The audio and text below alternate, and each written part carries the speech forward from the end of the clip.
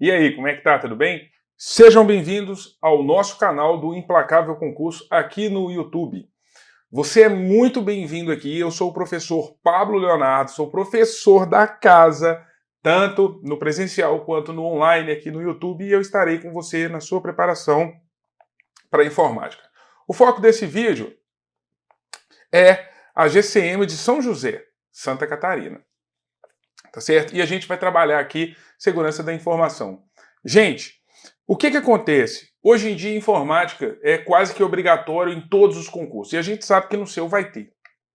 Segurança da informação é um tópico que certamente estará presente, porque nada mais importante para uma empresa do que, ou um órgão público, obviamente, do que você saber lidar com as informações. Ô, gente, vocês já ouviram aquelas notícias assim? Prefeitura de São José vai atrasar o salário, pois houve um problema no sistema. Um problema no sistema? Ah, aconteceu um negocinho ali que o sistema da folha de pagamento não está funcionando. Você sabe o que foi aquilo? Posso falar? Você acha que é falcatrua da prefeitura? Não é não. É algum funcionário que fez alguma coisa errada no sentido de clicar num link que não podia clicar, abrir um anexo que não podia abrir, e aí entrou um software malicioso no computador e codificou tudo. E aí a prefeitura se vê obrigada a pagar milhares ou até milhões de reais para ter isso de volta. Então, nada mais desagradável, nada mais oneroso do que isso. Então a segurança da informação ela é um ponto obrigatório em todo e qualquer concurso que vocês forem fazer. Por isso a gente vai trabalhar isso aqui. Só que essa não é essas aulazinhas, né, que você está acostumado a ver no YouTube, que não tem conteúdo nenhum, o pessoal fica só fazendo propaganda. Aqui no Implacável a gente não faz isso. Se a gente fala que a gente vai te ajudar, a gente vai te ajudar. E essa aula que eu estou te passando aqui, você vai assistir agora, você vai assistir daqui a um mês, você vai assistir na véspera da prova, porque é uma aula de conteúdo pesado. Pesado, pesado, pesado, pesado, pesado. E eu quero que você tenha isso. Por isso eu quero que você tenha o quê? Papel e caneta na mão para você anotar. Gente, deixa eu te falar. Não existe informática sem anotar. Não existe. Ah, eu quero anotar no Word. Pode anotar. Mas você tem que anotar. Pessoal, aqui está meu nome, professor Pablo Leonardo. E aqui está o meu Instagram. Tá certo? Então vou colocar aqui, ó. Instagram. Eu recomendo que vocês me sigam, porque eu coloco muita coisa legal lá, todos os dias. E às vezes é aquele conteúdinho que você pega na hora do seu almoço, a hora que você está na cama deitado para dormir, a hora que você acorda, a hora que você está no banheiro, e aquele conteúdo vai salvar a sua vida. Então, na parte de informática, vocês podem contar comigo. Sou professor aqui do Implacável, sou de Belo Horizonte, Minas Gerais. Antes de mais nada, eu recomendo que você clique no joinha, por favor, isso nos ajuda muito. Não é nada eu te pedir isso, já que é uma troca, né? Estou te passando esse conteúdo aqui, mas clica no joinha, porque isso faz a gente ganhar mais engajamento e permite que a gente ajude mais e mais pessoas e continue na nossa missão. Não conheço uma escola que tenha tantos vídeos gratuitos no YouTube como a gente tem, tá certo? E mais, assine o nosso canal e clique no sininho das notificações. Então vamos lá? Então nós vamos fazer um acordo aqui agora. Você está vendo isso aqui? É onde você vai. É para onde você vai. Você vai trabalhar aqui, ó. Você vai trabalhar aqui, tá? E aí eu vou te falar o seguinte, daqui em diante, a gente só para de estudar no dia da posse. A hora que vier a posse, você vai tirar uma foto e tal, falar, Pablo, bem que você disse, valeu a pena. E é bom demais. Nossa Senhora. Então vamos falar de segurança? Bom, pessoal, primeiro passo que eu quero falar para vocês é sobre a senha. O que a gente sabe sobre a senha? A gente sabe que quando a gente vai fazer um cadastro em um serviço, né, você coloca lá nome, tal, e uma das coisas que ele vai te pedir é para você configurar um nome de usuário, né, que pode ser chamado também de quê? Login, e ele pede também para você configurar o quê? Uma senha. É ou não é?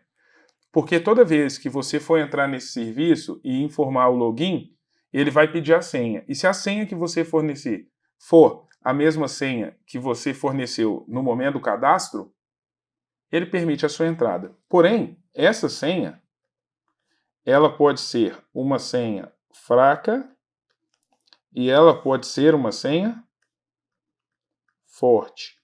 Ô, gente, por exemplo, isso não tem a ver com o número de caracteres. Porque, por exemplo, ó, se você pega aqui e faz assim, ó, 1, 2, 3, 4, 5, 6, 7, 8. Tá.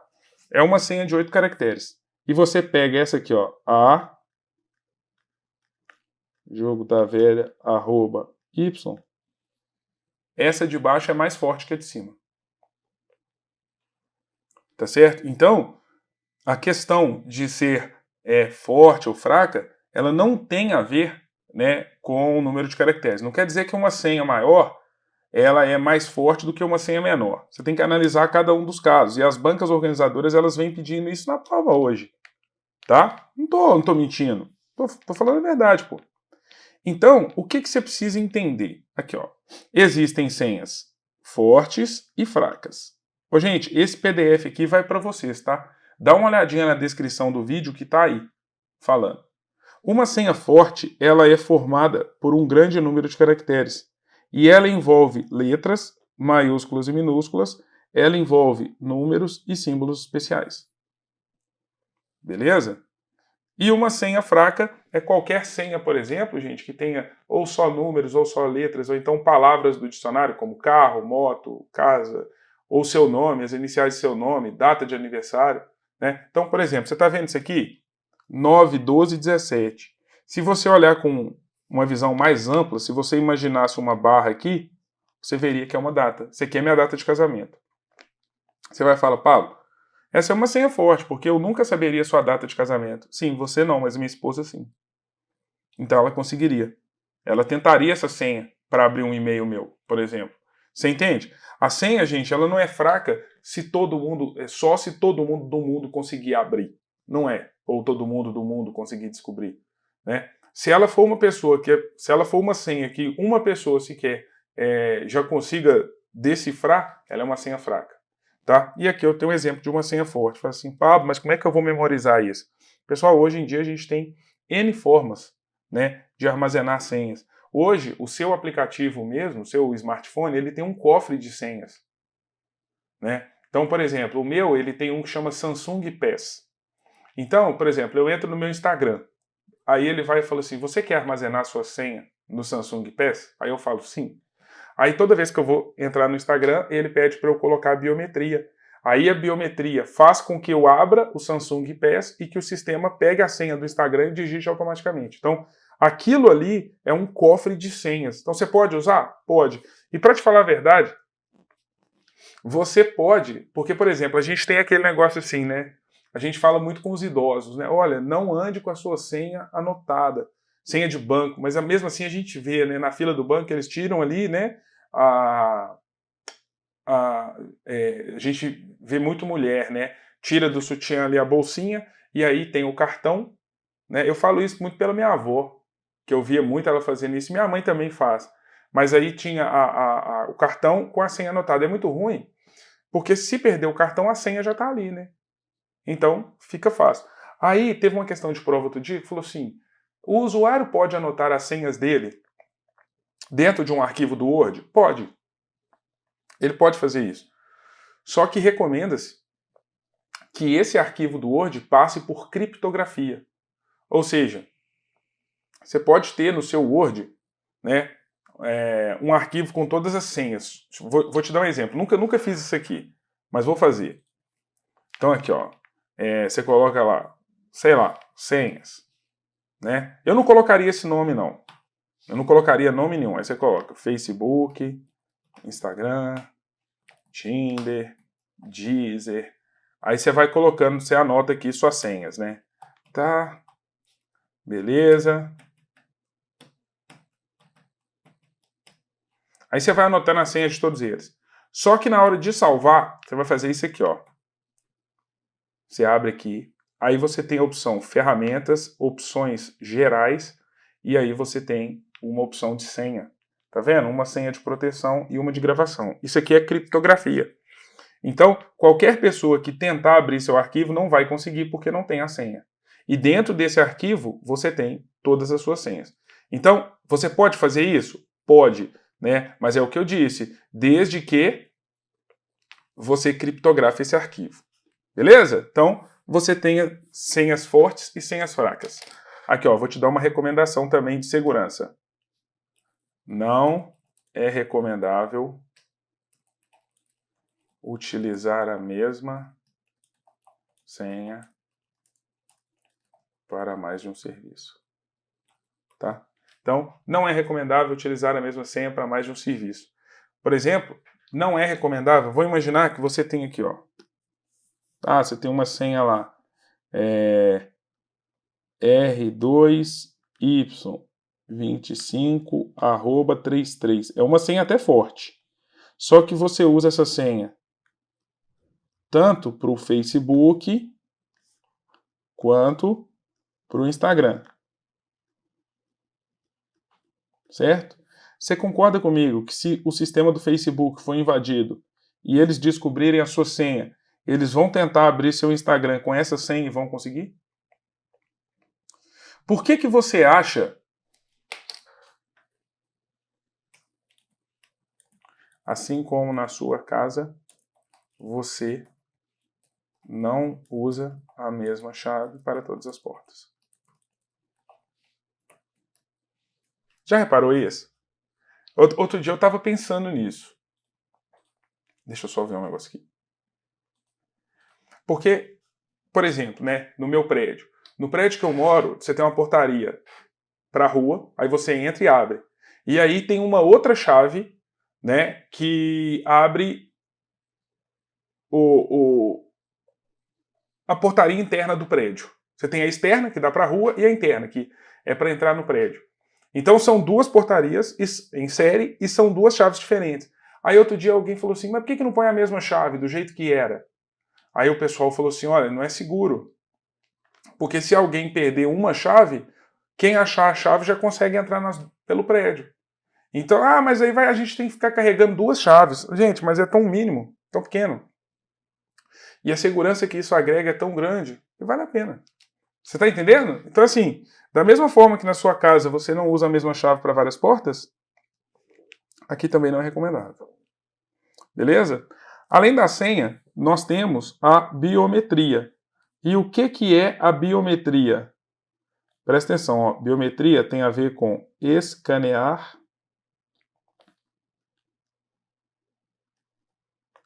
partes do corpo. Tá? Então, quando a gente escaneia partes do nosso corpo para nos identificar, a gente fala em biometria.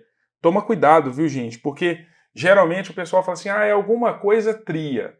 Aí o pessoal vai e coloca lá, criptografia, blá blá blá, né? Telemetria. Não, o nome é biometria. Tá certo? Aqui, ó. Se você tiver alguma... Vamos olhar, vamos dar um Google. Aqui, ó.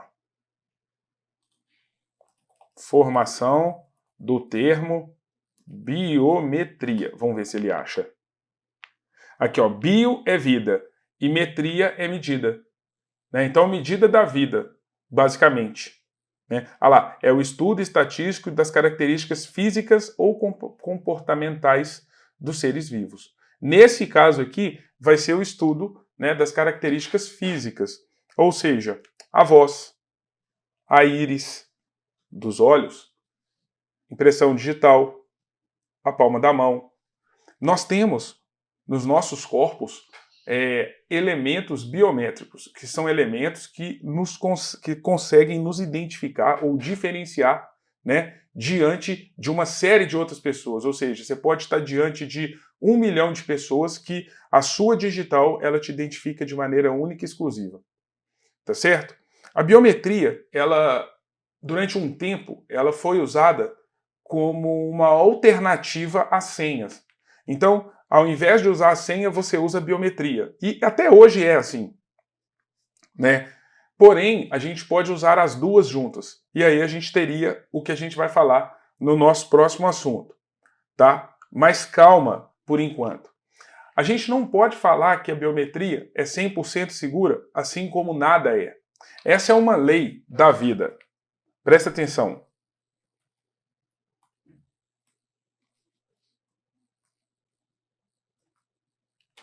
Ó, não existe nada que seja 100% seguro ou totalmente seguro. Não existe, tá? Não existe nada que seja 100% seguro ou completamente ou totalmente seguro. O que a gente tem são práticas mais e menos seguras, tá? Que a gente pode usar aí para fazer as coisas. Mas 100% completamente, totalmente seguro a gente não tem. Beleza? Eu falo isso porque o pessoal fala assim, ah, mas eu vi que lá nos postos de saúde ou nas UPAs, os médicos, eles fazem dedo de silicone. Quer ver? Eu vou até procurar. Aqui, ó. Dedo de silicone. Olha lá, para a biometria, olha lá.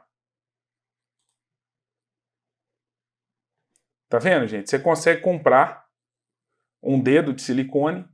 Olha lá para você ver.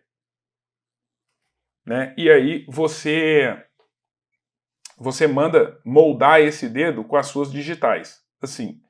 Aí você passa esse dedo para um médico amigo seu, que também trabalha na UPA. E aí, quando ele for bater o ponto, ele bate o seu também, como se você estivesse ali. Pô, aí você vai falar, tá vendo, Pablo? A biometria é falha. Não.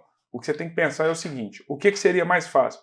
O cara fazer um dedo de silicone, né, com as digitais, ou ele simplesmente te passar a senha dele? Passar a senha é muito mais fácil, né? Agora, a gente precisa entender o seguinte: isso é um recurso de segurança, e a segurança a gente usa para nos proteger contra ataques. Ou seja, no caso de um médico que passa, vamos falar, um dedo de silicone para um outro médico se registrar no lugar dele, isso não é, por exemplo, um problema de segurança. Isso é um problema de cabeça do médico. Porque a biometria, na verdade, é ele que é o dono da biometria, é quem está burlando o sistema. Né? Agora, a biometria é assim, por exemplo,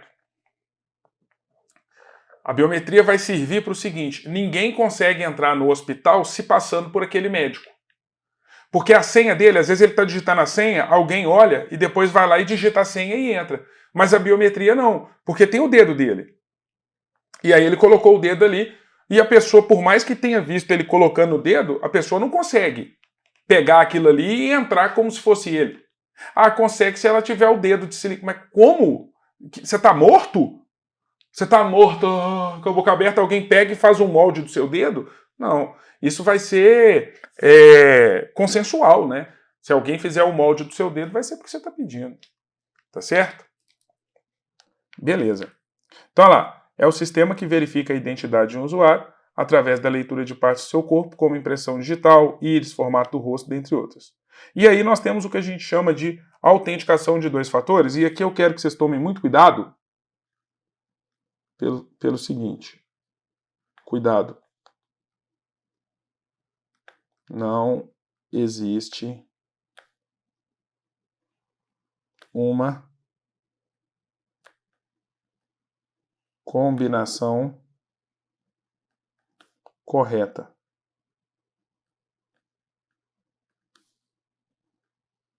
Uma combinação pré-definida. Calma aí que eu te falo.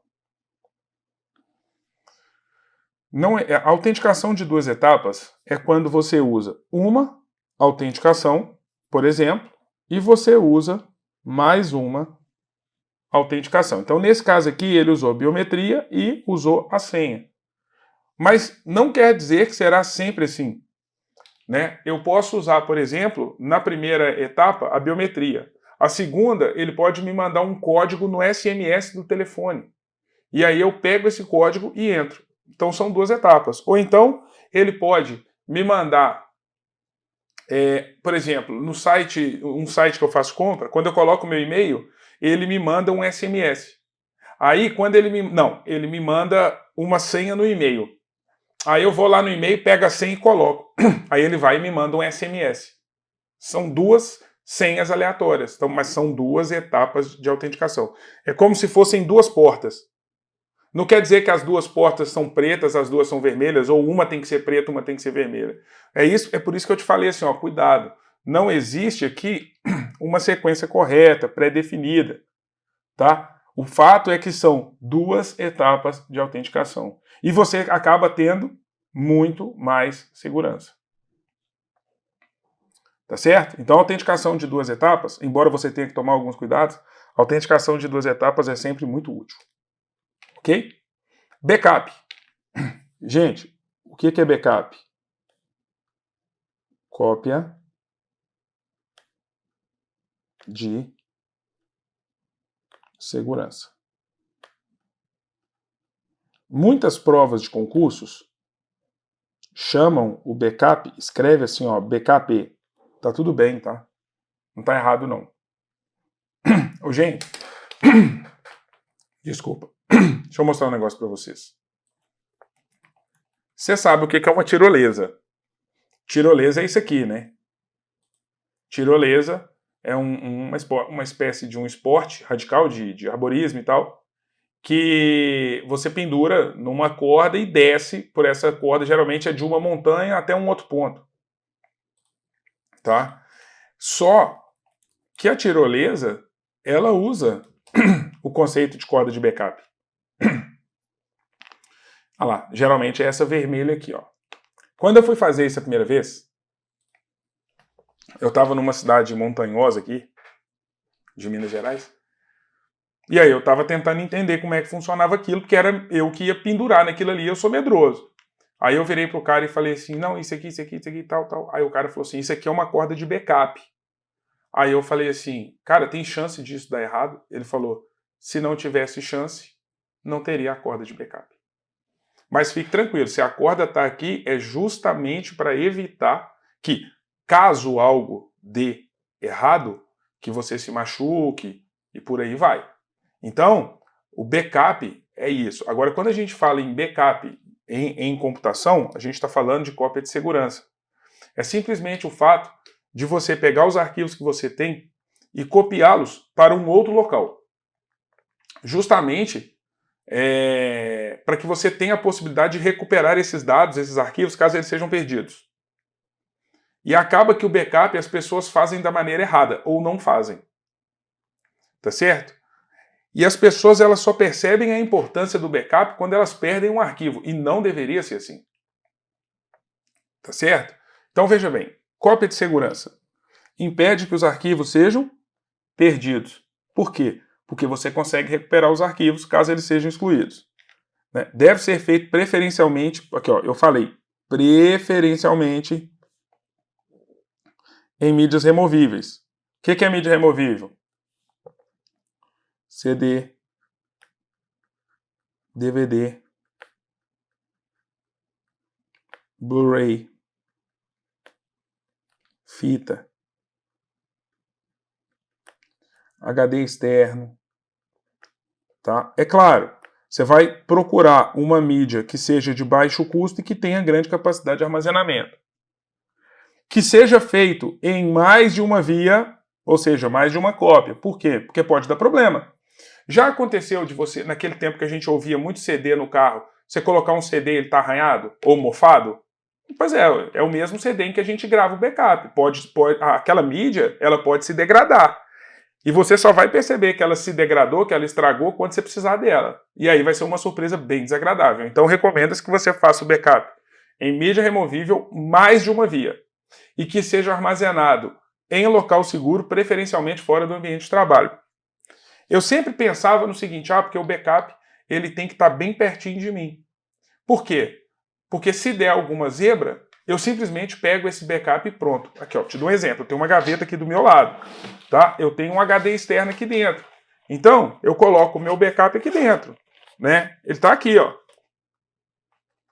Ah, mas por quê? Ué, porque se alguma coisa der errado, eu estou bem perto dele e eu consigo pegar o backup.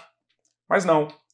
E por que não? Porque se o meu escritório, o meu estúdio pegar fogo, por exemplo, ou se ele for assaltado, eu vou perder o computador onde estão os dados e o meu backup.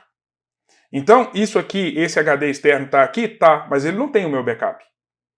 Tá? O meu backup está guardado em outro local, que fica em outro bairro da minha cidade. Por quê? Porque o backup não é alguma coisa que você vai usar com muita frequência. Você faz o backup para você não usar, é igual seguro de carro. Mas se você precisar usar, ele está ali. Então não tem problema se, caso eu perca meus arquivos, eu tiver que pegar o meu carro e andar aí uns 40 minutos de carro para buscar meu backup. Não tem problema, tá? Desde que ele esteja em local seguro.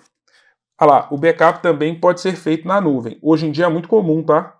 A gente fazer o backup na nuvem, fazer o backup na internet. Eu não sei se você está familiarizado com esse conceito de nuvem, mas isso cai demais em prova, tá? Hoje em dia, nossa senhora. Beleza. A periodicidade, ou seja, de quanto em quanto tempo esse backup deve ser feito, depende do volume de dados manipulado pela pessoa, pela empresa. Exemplo. Não, Pablo. Lá em casa eu uso computador pouquíssimo, é uma vez ou outra. Ah, então faz um backup por mês que tá bom. Ah, não. Aqui é uma empresa, a gente trabalha até bem. Então faz um backup meio-dia e um outro backup às 19 horas. Ah, não, Pablo, eu trabalho no aeroporto e eu preciso ter toda a movimentação de voos, né, de aeronaves, de passageiros. Então faça o backup em tempo real. À medida que ele entra no sistema, já vai backupeando. Mas não existe uma sequência correta, uma periodicidade correta. Isso vai depender mesmo da quantidade de dados, do fluxo de dados que você trabalha.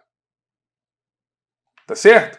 Então, poxa, se você é aquele que usa o computador pouquíssimo, não faz muito sentido você ficar fazendo backup em tempo real, né? Mas, né, se você, no caso, tipo aeroporto e tal, que você tem que ter a movimentação toda, como banco e tudo, aí sim. Ok? Beleza. Continuando. O backup garante a disponibilidade da informação. E o que é a disponibilidade? É a garantia de que a informação estará disponível para você sempre que você precisar dela. Ok? Backup, importantíssimo. Tá. Pessoal, eu quero falar aqui agora sobre a navegação anônima. E eu tenho certeza que vocês não conhecem isso aqui da maneira correta. Mas é certeza, certeza, certeza. Porque a navegação anônima ou privativa, bom, ela se chama navegação anônima lá no Google Chrome e ela se chama... Aqui, ó. E ela se chama privativa no Firefox. Em cada um dos softwares você tem uma forma de abrir, tá certo? Porém, ela vai funcionar da mesma forma nos dois. Bom, pessoal, aqui é o seguinte. Veja bem, vamos imaginar que você está acessando o YouTube. E tá, né? O YouTube, ele está dentro de um servidor, que é um computador e tal. Beleza? E isso está na nuvem. Beleza. Agora imagine o seguinte, você está dentro de uma empresa. Tá? Então aqui tem os computadores e tal. E aqui está você. Esse computador aqui é seu. Tá? Esse computador aqui é um computador da empresa que é o servidor da internet. Ele que está conectado à internet. Ele se chama proxy. Então, o proxy ele está conectado ao provedor, que é a empresa que dá acesso ao usuário. Tá? Então, aquela empresa de telefonia que você paga para ter acesso à internet, sabe? E esse provedor basicamente te conecta à internet. Então, o que eu quero que você entenda é o seguinte. Quando você está navegando, o seu histórico fica salvo no seu computador. O seu histórico fica salvo no proxy, e é por isso que o seu chefe fica sabendo o que você está fazendo. O seu histórico fica salvo no seu provedor de acesso. E o histórico do que você está fazendo aqui dentro do YouTube fica salvo dentro do servidor do YouTube também. Porque é só você pegar o caminho, hein? Seus dados estão passando por aqui, não tá? Ah lá, não é uma ligação, não é uma rede? Então seus dados passam por aqui. Isso quando você está fazendo uma navegação normal. Agora, quando você faz uma navegação anônima, os dados só não ficam salvos no seu computador. Quer dizer que fica salvo no servidor da sua empresa, fica salvo no provedor e fica salvo no site que você está acessando. Resumindo, a navegação anônima, se você está usando para esconder alguma coisa de alguém, não está adiantando nada. A não ser que seja alguém que use o mesmo computador que você. Por exemplo, seu irmão. Você não quer que seu irmão fique sabendo que você está acessando determinados sites. Eu estou estudando para concurso e não quero que ele veja. Então, tudo bem, a navegação anônima. Mas, quando você está dentro de uma empresa, de uma escola e por aí vai, todo mundo fica sabendo, todo mundo que tem acesso a isso fica sabendo o que você está acessando. E mesmo que você esteja em casa, vou acessar um site de conteúdo adulto. Beleza, você pode acessar, mas se for um conteúdo proibido, saiba que, por mais que na sua casa nem tenha proxy, você está conectado direto a um provedor, por exemplo, que é o caso que acontece em casa. O seu histórico está salvo no provedor e o seu histórico está salvo lá no site. Tá certo? Então a navegação anônima não é para te esconder na internet, não. Aqui, ó. Coloquei aqui para você, ó. Navegação anônima, ó. Impede que o histórico de navegação fique salvo no computador do usuário. Não garante o anonimato do usuário na internet. As atividades do usuário ainda estarão visíveis para os websites que ele visita, a empresa onde ele trabalha ou a escola onde estuda e também o seu provedor de acesso. E mais, os downloads que ele realiza, os favoritos que ele adiciona e também os itens adicionados à lista de leitura continuarão salvos em seu computador. Mesmo que ele tenha feito em modo anônimo. Exemplo, quando você faz o download de um arquivo, ele vai para uma pasta do seu computador, que é a pasta Downloads. Por mais que você tenha feito esse download no modo anônimo, quando você fecha a janela, esse arquivo que você baixou continua na pasta Downloads. E o mesmo acontece com os favoritos que você adiciona e também com os itens que você adiciona na lista de leitura lá do Google Chrome. Ok? Bom, pessoal, aqui a gente estourou o nosso tempo. Eu espero sinceramente que você tenha gostado dessa aula. É o que eu estou te falando, guarda esse link porque ele é importantíssimo para qualquer concurso que você for fazer.